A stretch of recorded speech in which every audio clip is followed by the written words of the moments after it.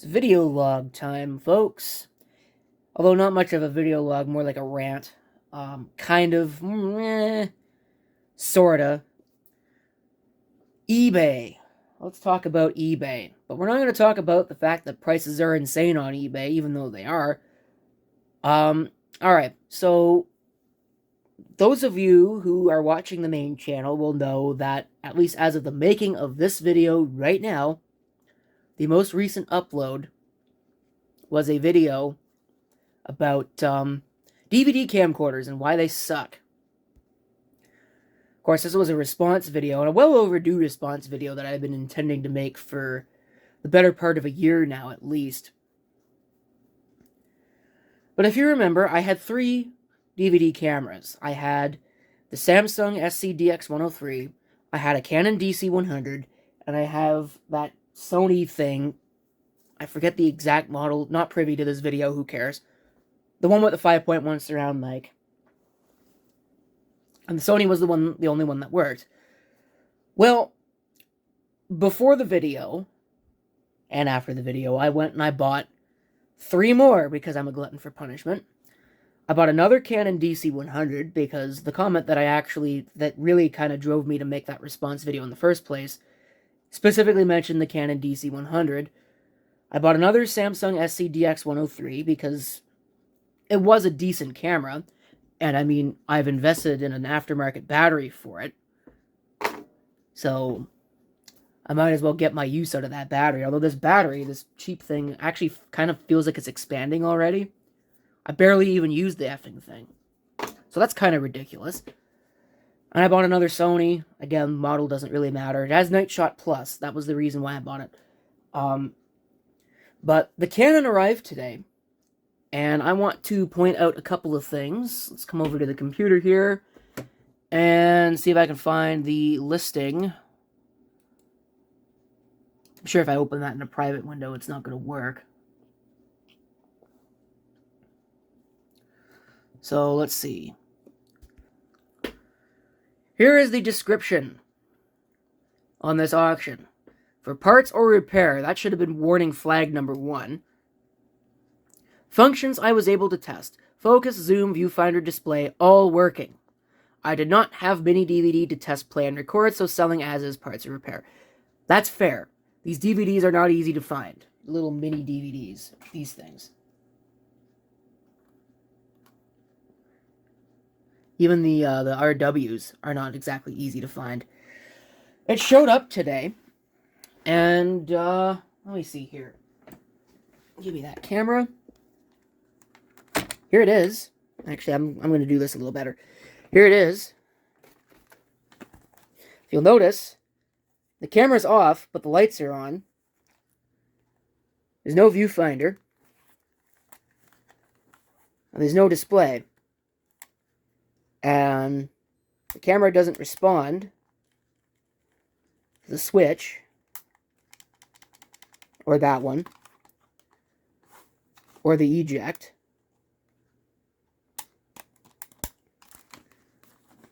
I could pull the battery out.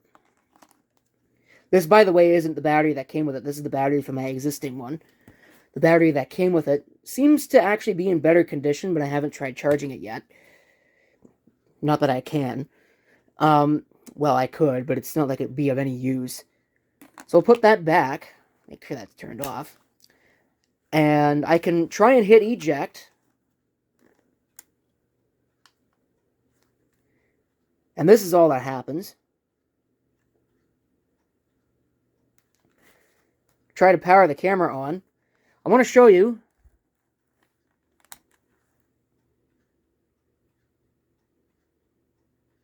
Oh, that's not even working now. See, that was working.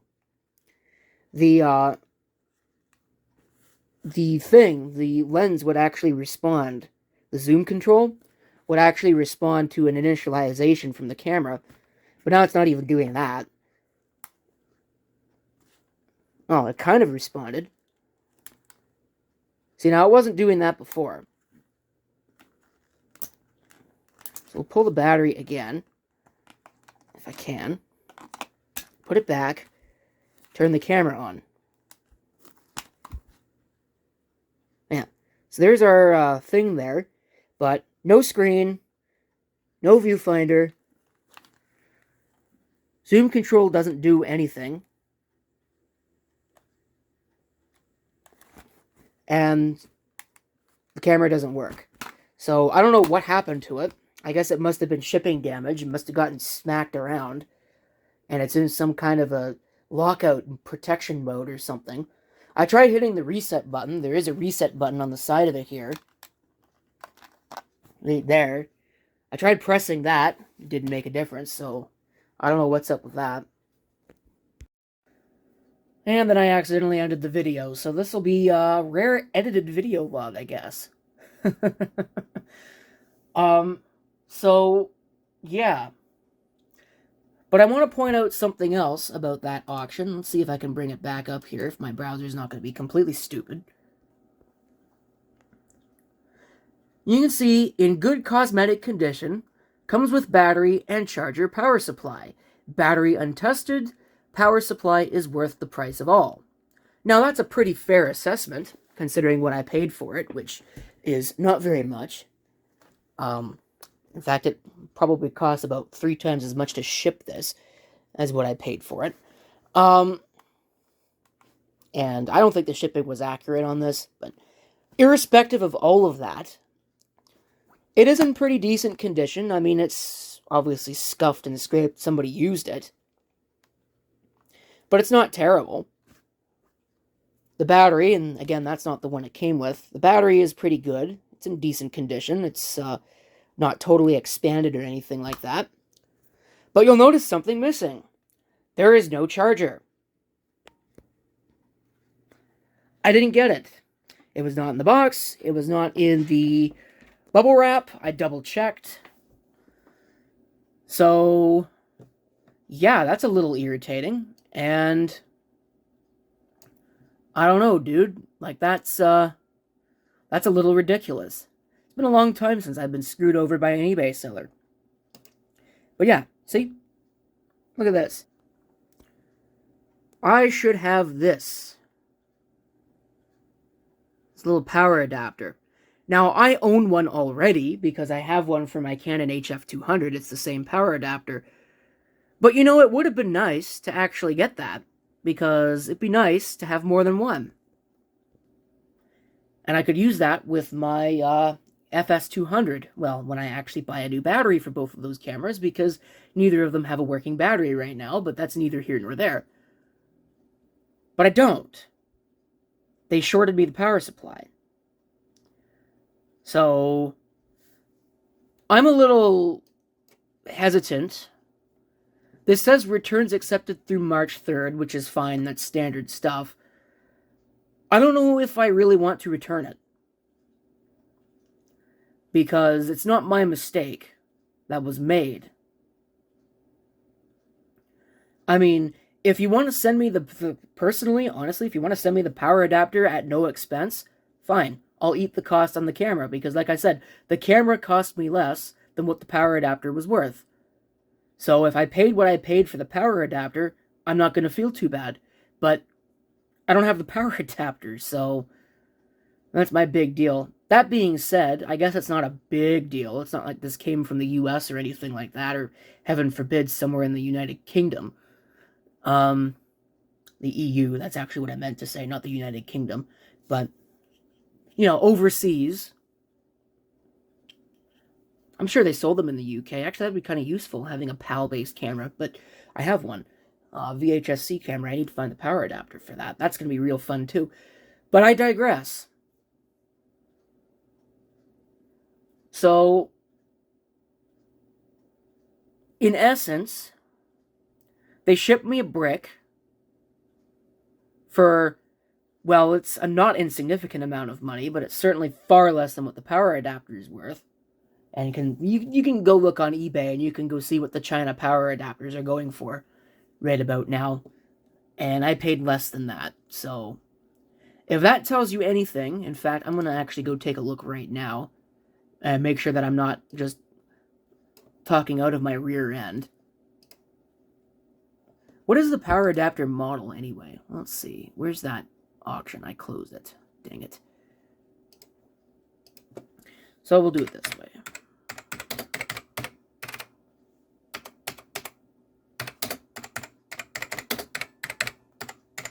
Power adapter for a Canon DC-100 on eBay. Oh yeah, that's way less than what I paid. Even that top one there.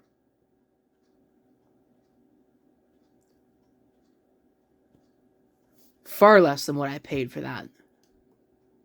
So, and those are generic replacements too. The yeah, this is useless. That doesn't have any bearing on what this actually is. What you want is this.